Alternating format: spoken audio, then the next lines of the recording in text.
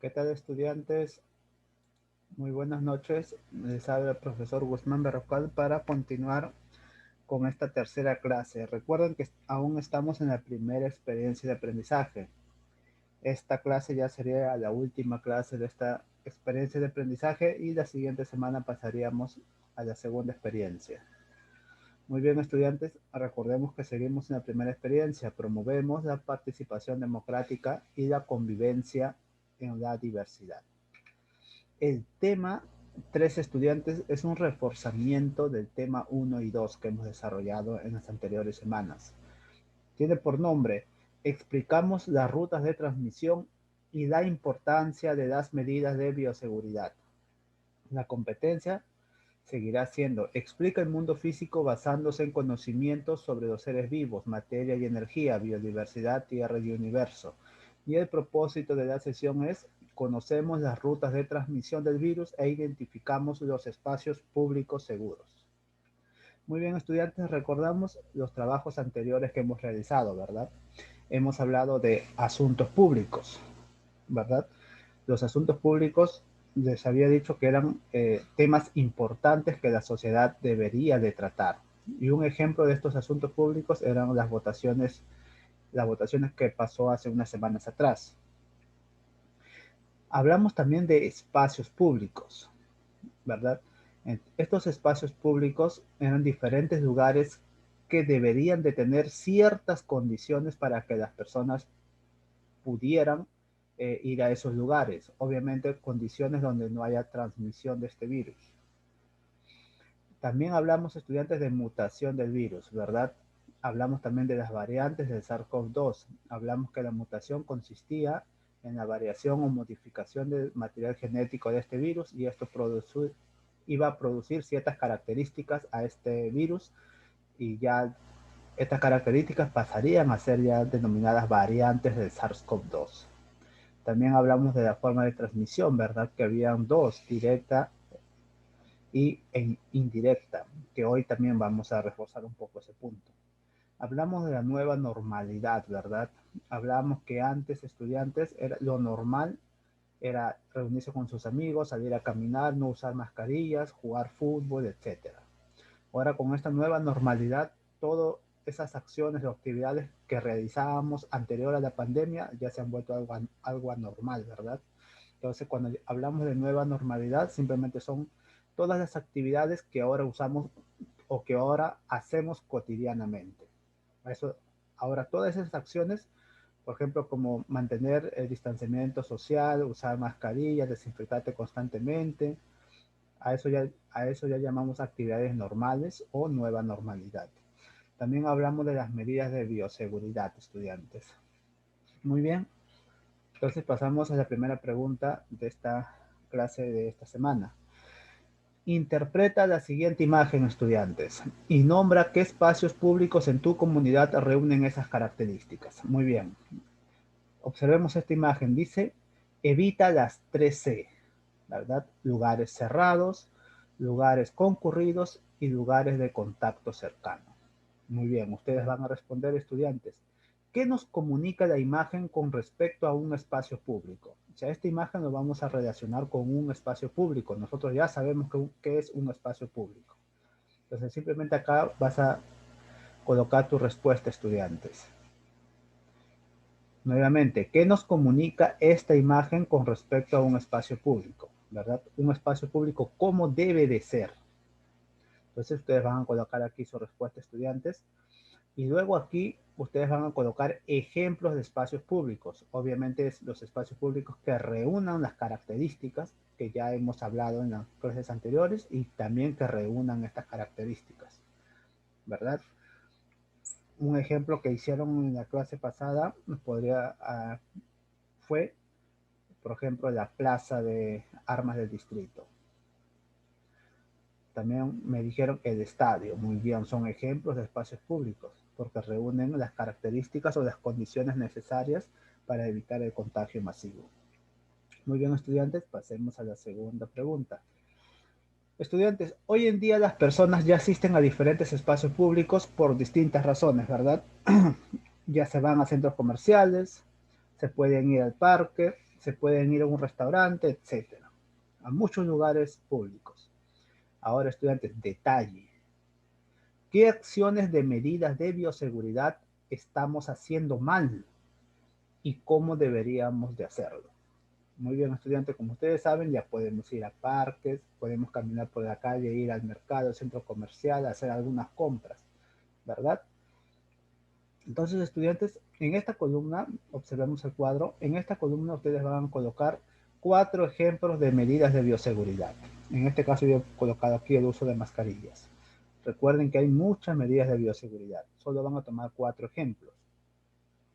En esta columna vas a colocar ejemplos de cómo lo hacen mal, hablando de forma general, porque yo sé que ustedes han visto que varias personas utilizan las medidas de bioseguridad de forma incorrecta.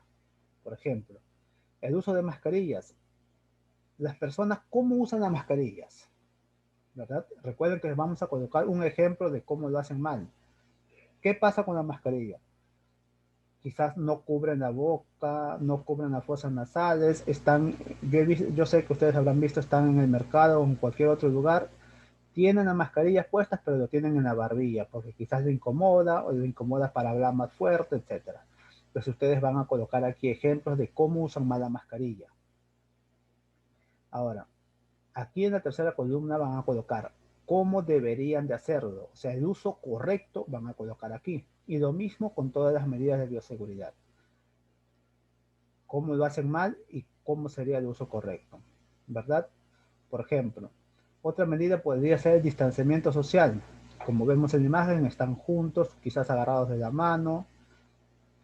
Entonces ustedes van a colocar aquí cómo lo están haciendo mal y aquí cómo se debe de hacer correctamente. Muy bien, eligen 4 medidas de bioseguridad y colocan los ejemplos. Muy bien, estudiantes, seguimos. Explica la diferencia y detalle mediante ejemplos la forma de transmisión indirecta y directa del virus. Muy bien, recordemos que hay 2 formas de transmisión, la directa e indirecta, ¿verdad? En la primera clase hemos hablado de eso. Busquen el anexo de la primera clase para poder leer en qué consiste la transmisión directa e indirecta. Muy bien, en esta columna, que es una sola, ustedes van a colocar la diferencia entre estas 2 transmisiones, ¿verdad? Solo una diferencia, se encuentran 2, muy bien. La diferencia más resaltante, estudiantes, de por qué se diferencian estas 2 formas de transmisiones, lo colocan aquí. Y en esta columna van a colocar un ejemplo de transmisión directa y un ejemplo de transmisión indirecta. Por ejemplo, aquí estamos viendo 2 imágenes. Una es transmisión directa y la otra es transmisión indirecta, ¿verdad? Entonces ustedes van a colocar un ejemplo sencillo de cómo una persona se contagia directamente y de cómo una persona se contagia indirectamente, estudiantes.